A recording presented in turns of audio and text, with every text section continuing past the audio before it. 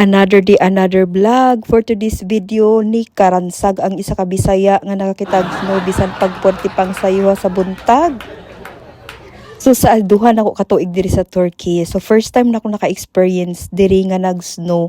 So nahitabo ni atong December 31, 2025. O diba, New Year nga New Year. So sa time ana alas 7 na sa buntag, so adto gidayon ko sa gawas ug akong bana ang akong gifa video diha. So samtang may snowfall, so nagdali-dali gid in town ko kay kani laging na ignorante.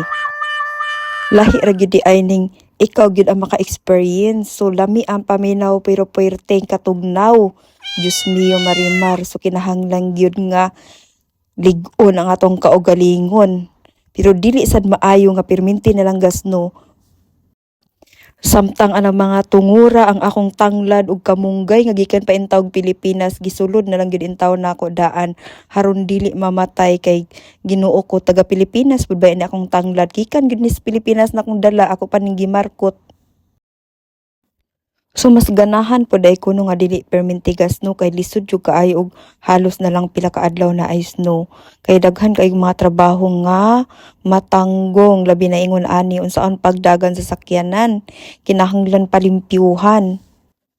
Parehas ako mga tanom nga gyud sa Pinas, ako gyud intaw inampingan kay lisod kay diri sa Turkey mangita og pagkaong Pinoy. So labi na ako nahimutang ko diri sa southern part, so layo gyud. So online gyud ka mag-order. Last year gid intaw namatay akong saluyot nga akong gibudbud kay tingtugnaw. Wala bay ka alam-alam nganong gitanom og tingtugnaw, di ba? Dapat magtanom gid ita og summer na. So pag summer na ahir ako mananom, di ba?